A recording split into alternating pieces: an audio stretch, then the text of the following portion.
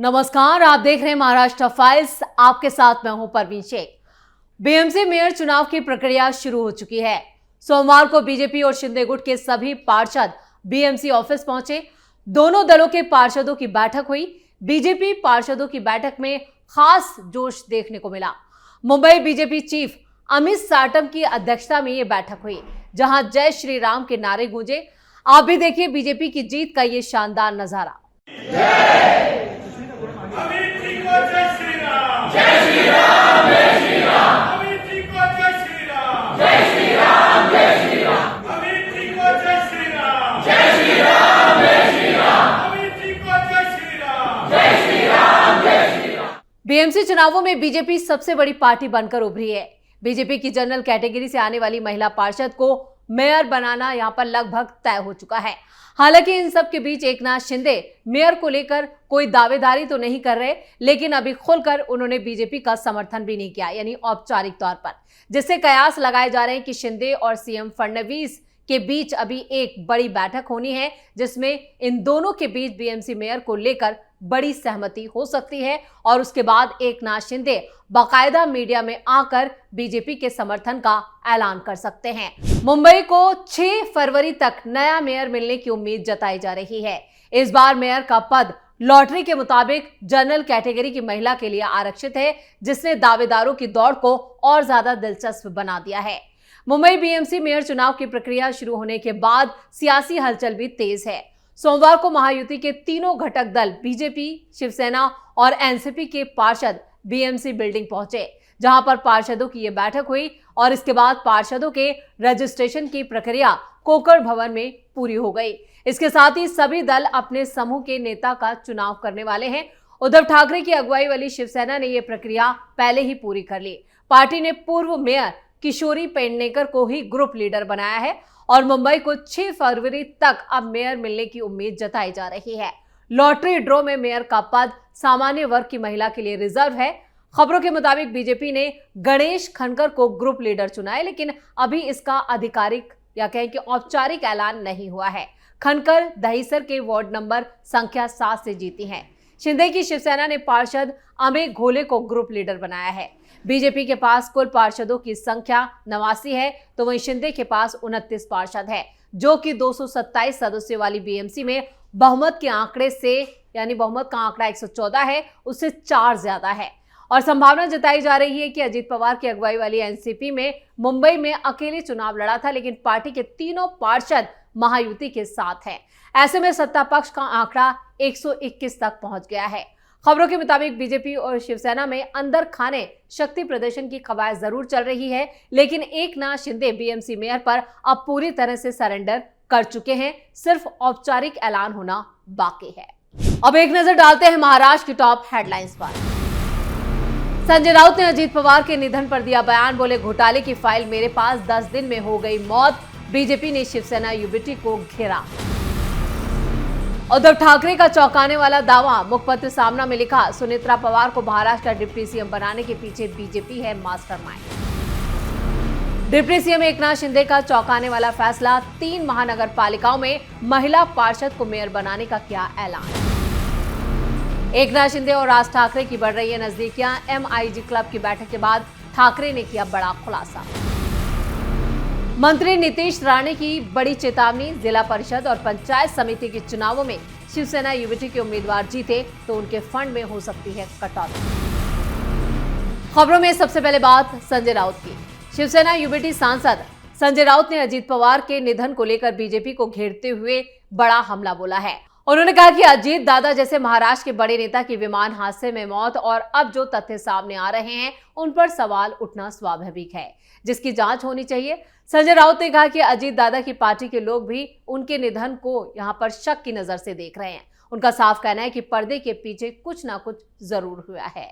देखिए क्या कह रहे हैं संजय राउत। एक्सीडेंट हुआ है, उसके ऊपर सवाल तो उठेंगे और उठने भी चाहिए। अजीत दादा पवार जैसी एक लीडर, एक बड़ा नेता महाराष्ट्र का, जिस प्रकार से विमान दुर्घटना में उनकी मौत हो गई और जो तथ्य सामने आ रहे हैं, मुझे लगता है उसके ऊपर सिर्फ हम जांच करेंगे, हम रिपोर्ट देंगे नहीं, कुछ ना कुछ गड़बड़ है। और जिस प्रकार से ये आवाज, ये सवाल अजीत दादा के पार्टी से उठ रहे हैं, ये रहस्यमय है। उनकी मौत जो है वो रहस्यमय है।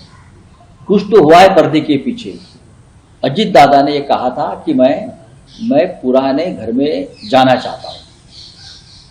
फिर अजीत दादा ने कहा, उसके बाद बीजेपी के लोगों ने अजीत दादा को धमकाया कि अभी तक आपकी सिंचन घोटाले की फाइल बंद नहीं हुई है भाई। ये धमकी थी अजीत पवार। फिर अजीत पवार ने जवाब दिया, मेरी बात छोड़ दीजिए, आपके सिंचन घोटाले की फाइल मेरे पास है। उसके बाद 10 दिन बाद अजीत पवार की रहस्यमय रीत्या मौत होती है। संजय राउत ने पहली बार ये बयान नहीं दिया, इससे पहले भी वो अजीत पवार के निधन को लेकर इसी तरह के सवाल उठा चुके हैं, लेकिन अब जो उन्होंने बातें कही हैं वो काफी चौंकाने वाले और सनसनीखेज है, जिससे महाराष्ट्र की राजनीति में उथल पुथल मच गई है। खबरों में आगे का रुख करते हैं। अजीत पवार के निधन के बाद सियासी तूफान जो है वो थमने का नाम नहीं ले रहा। उद्धव ठाकरे ने अपने मुखपत्र सामना में इसे लेकर एक और दावा किया है। एनसीपी नेता सुनेत्रा पवार को डिप्टी सीएम बनाए जाने के पीछे बीजेपी का मास्टरमाइंड काम कर रहा है, ये उद्धव ठाकरे ने दावा किया है।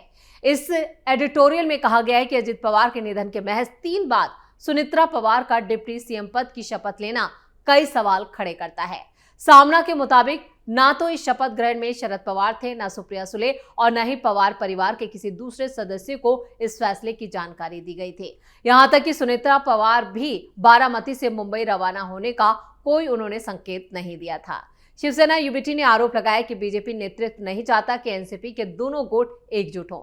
साथ ही एनसीपी के सीनियर नेता सुनील तटकरे और प्रफुल्ल पटेल पर भी पार्टी को एकजुट होने से रोकने का आरोप लगाया है। एडिटोरियल में यह भी कहा गया कि अजीत पवार के निधन के बाद एनसीपी के भीतर महत्वाकांक्षाएं काफी बढ़ गई थी और डिप्टी सीएम को लेकर होड़ मच गई थी। सामना में यह दावा किया कि सुनेत्रा पवार को इसलिए आगे किया गया ताकि पार्टी की कमान प्रफुल्ल पटेल के हाथ में ना जाए। हालांकि लेख में यह भी कहा कि भले ही सुनेत्रा पवार को पतवार सौंप दी गई हो, लेकिन जहाज का इंजन और कंट्रोल मुख्यमंत्री देवेंद्र फडणवीस के हाथ में ही रहने वाला है।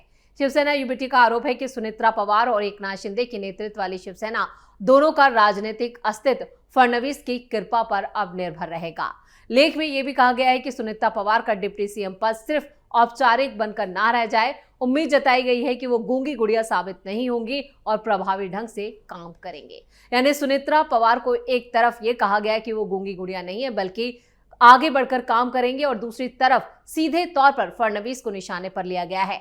उन्होंने साफ कहा कि शिंदे और एनसीपी यानी अजीत पवार की एनसीपी दोनों ही अब एकनाथ शिंदे जिस तरह से अब तक बार्गेनिंग करते रहे हैं बीएमसी मेयर को लेकर, उसके बाद वो भी बैकफुट पर आ चुके हैं। देवेंद्र फडणवीस ही इस पूरे जो खेल के हैं वो मास्टरमाइंड है, इस तरह का दावा सामना के लेख में किया गया है। और अब बात करते हैं एकनाथ शिंदे के बड़े फैसले की। डिप्टी सीएम एकनाथ शिंदे ने ठाणे, कल्याण डोंबिवली और उल्लासनगर महानगर पालिका में मेयर पद के लिए महिलाओं को कमान देने का फैसला किया है। हालांकि इन महानगर पालिकाओं में मेयर का पद महिला के लिए आरक्षित नहीं है। यह फैसला महिला नेतृत्व पर पार्टी के फोकस को दर्शाता है। एकनाथ शिंदे ने कहा, शर्मिला पिंपोलकर गायकवाड़ को ठाणे नगर निगम में, हर्षाली थाविल चौधरी को कल्याण डोंबिवली नगर निगम में और अश्विनी निकम को उल्लासनगर निगम में मेयर के रूप में मनोनीत किया जाएगा। इन नगर निगमों के इतिहास में यह पहली बार है कि महिलाएं आरक्षण के लाभ के बिना महापौर का पद संभालेंगे। शिवसेना की तरफ से यह फैसला अनिवार्य कोटे से परे महिला सशक्तिकरण को बढ़ावा देने के लिए सोच समझ कर लिया गया है, जिसमें यह भी कहा गया है कि महिलाओं को आरक्षण का इंतजार किए बिना उनकी क्षमता और नेतृत्व के आधार पर अवसर मिलने चाहिए। साथ ही यह भी कहा गया है कि मेयर पद के लिए महिलाओं के लिए कोई आरक्षण न होने के बावजूद शिवसेना ने अपनी प्रिय बहनों पर भरोसा दिखाया है और उन्हें महत्वपूर्ण नगर निकायों का नेतृत्व सौंपा है। शिंदे ने आगे कहा कि ऐसी अटकलें थी कि इन पदों से जुड़े किसी भी प्रकार के आरक्षण के अभाव में मेयर के तौर पर पुरुष को चुना जाएगा। कल्याण शिवसेना सांसद डॉक्टर श्रीकांत शिंदे ने शीर्ष नगर निगम पद के लिए सक्षम महिला पार्षदों पर विचार करने की पुरजोर वकालत की। बाद में शिंदे ने महिला नेताओं को प्राथमिकता देने के प्रस्ताव को मंजूरी दी। शिवसेना ने बीएमसी में 29 पार्षद जो जीत कर आए हैं, उनमें से 19 महिलाएं हैं। शिंदे ने बीएमसी चुनाव में 90 उम्मीदवारों में से 63 महिलाओं को टिकट दिया था, जिसमें उनकी जो महिलाओं को जिस तरह से टिकट दिया, भरोसा दिया, तो उस भरोसे को पूरी तरह से कायम करते हुए 19 महिला पार्षद शिंदे की जीत कराई हैं। खबरों में आगे बढ़ते हैं। कल्याण डोंबिवली महानगर पालिका की तर्ज पर मुंबई में भी मन से बीजेपी और एकनाथ शिंदे की शिवसेना के साथ हाथ मिला सकती है। हालांकि राज ठाकरे ने साफ कर दिया कि मुंबई महानगर पालिका में उनकी पार्टी किसी भी सत्ताधारी दल के साथ गठबंधन नहीं करेगी, लेकिन उनका यह बयान हाथी के दांत खाने के कुछ और दिखाने के कुछ और है। बीएमसी मेयर चुनाव की प्रक्रिया शुरू हो चुकी है और बीजेपी सबसे बड़ी पार्टी बनी है। सोमवार सुबह जैसे ही बीजेपी और शिंदे गुट के पार्षद रजिस्ट्रेशन के लिए कोकड़ भवन पहुंचे, राजनीतिक गलियारों में खबर फैल गई कि मनसे के पार्षद बीजेपी के समर्थन में खड़े हो सकते हैं।